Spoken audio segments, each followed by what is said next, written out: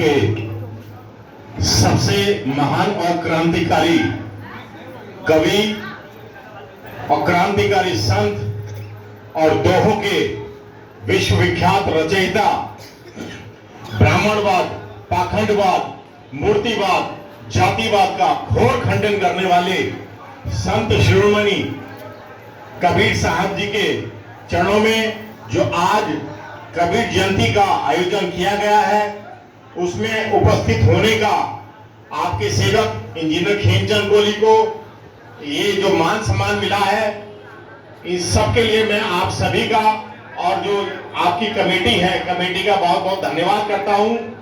और एक बार जोरदार ताली मेरे द्वारा जो है, और कमेटी के अध्यक्ष जुझारू कर्मठ और महान समाज सेवी चंद्र प्रकाश माहौर जी, पार्षद, और हमारे बहुत महान समाज सेवी नंदलाल भारती जी, अशोक कोटिया जी, और पार्षद बहन मधु जी, हमारे बद्री प्रसाद पार्षद जी, बंटी पार्षद जी, पंकज पार्षद जी, राजेंद्र कुमार माहौर पार्षद जी, और सभी सम्मान के योग्य, और अशोक माहौर जी, और सभी सम्मान के योग्य बुजुर्गों, साथियों, और इंजीनियर सुरेश माहौर जी, और अगर किसी का नाम में लेना भूल जाओ तो उसके लिए क्षमा करना, और जितने भी संत महात्मा उपस्थित हुए सभी को खेमचंद कोहली का प्रणाम। धीरे धीरे रे मना और धीरे सब कुछ होए, और माली सींचे सो गड़ा पर ऋतु आए तब फल होए। दोस्तों, सबसे पहले तो कबीर साहब के लिए मैं ये बोलना चाहूंगा कि आज से लगभग 700 साल पहले जब भक्ति काल था और जातिवाद का बोलबाला था, अपनी जान को हथेली पे रख करके उन्होंने ऐसे दोहों की रचना करी कि लोग, पूरे समाज के लोग उनके दुश्मन हो गए, लेकिन वो कभी डरे नहीं, अपनी बात कहने से कभी पीछे हटे नहीं। और मैं सूरज ठेकेदार जी का नाम लेना भूल गया था, क्षमा प्रार्थी हूँ, और ओमी ठेकेदार जी का, और जिनका मैं नाम लेना भूल गया हूँ भाई, क्षमा प्रार्थी हूँ। देखिए, उन्होंने जो घमंड करते थे पैसे वाले लोग उस वक्त, उनके लिए क्या लिखा कि बड़ा हुआ तो क्या हुआ, और जैसे पेड़ खजूर, और पंथी को छाया नहीं और फल ला गया अति दूर। कि मतलब केवल बड़ा होने से, जाति में बड़ा होने से कुछ नहीं होता, अगर उस व्यक्ति का समाज के प्रति कोई योगदान नहीं है, उसका समाज के प्रति कोई समर्पण नहीं है, तो उसका होना बेकार है। और जो समाज के ऐसे लोग जो निर्धन थे लेकिन जो समाज की सेवा करते थे, उनके लिए क्या लिखा कि लघुता ते प्रभुता मिले, लघुता ते प्रभुता मिले, और प्रभुता ते प्रभु दूर, और चींटी शक्कर ले गए हाथी के सिर दूर। मतलब कि जो छोटे हैं लेकिन अपना छोटा छोटा प्रयास समाज के योगदान में, और गरीबों के दबे कुचले, जो शोषित वंचित पीड़ित जो हमारे लोग हैं, उनको ऊपर उठाने में जिनका योगदान है, तो ऐसे लोगों की वाहवाही करिए। और उस वक्त उन्होंने एक बात और बोली कि मूर्ति पूजा का भी खंडन किया, और जोर जोर से जो बांग देते थे मुल्ला लोग, उनको भी उन्होंने चेताया। उनके लिए क्या लिखा कि कांकर पत्थर जोड़ के और मस्जिद लियो बनाए, कांकर पत्थर जोड़ के और मस्जिद लियो बनाए, ताम पर मुल्ला बांग दे, क्या बैरर हुए खुदा। कितनी बड़ी बात।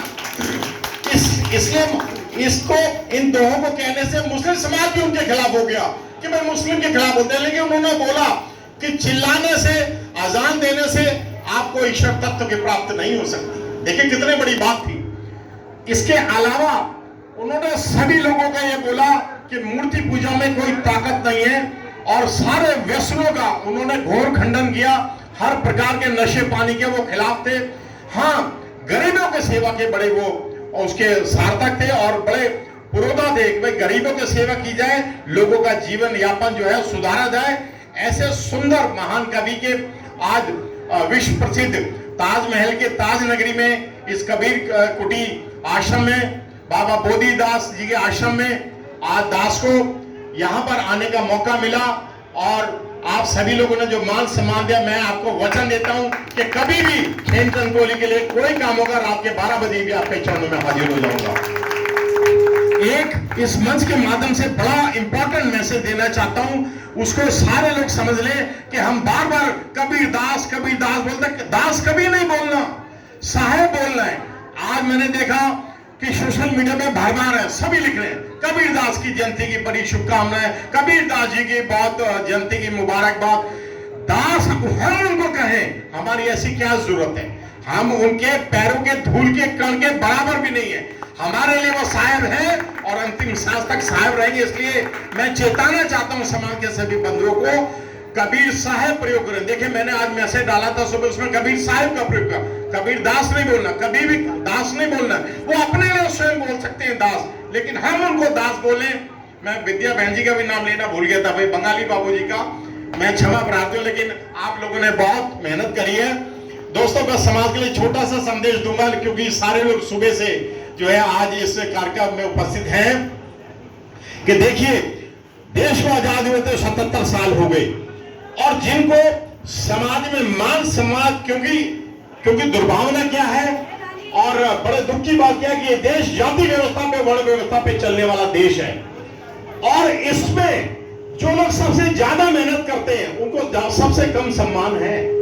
देखिए विदेशों में जो सफाई का काम करते हैं उनको सरांगों पे रखा जाता है, और इस देश में जो सफाई का काम करते हैं उन बेचारों को हे दृष्टि से देखा जाता है, जबकि ऐसा नहीं होना चाहिए।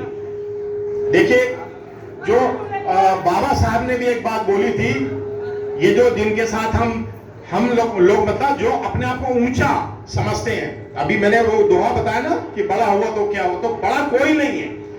जो मानव समाज की सेवा करे, गरीबों की सेवा करे, वही सबसे बड़ा होता है। तो इसलिए हमें जातिवाद का विरोध करना चाहिए। और बाबा साहब ने क्या लिखा था अंग्रेजी में, touchability is a crime against human mankind. जो ये जाति व्यवस्था है हमें इसको तोड़ना चाहिए।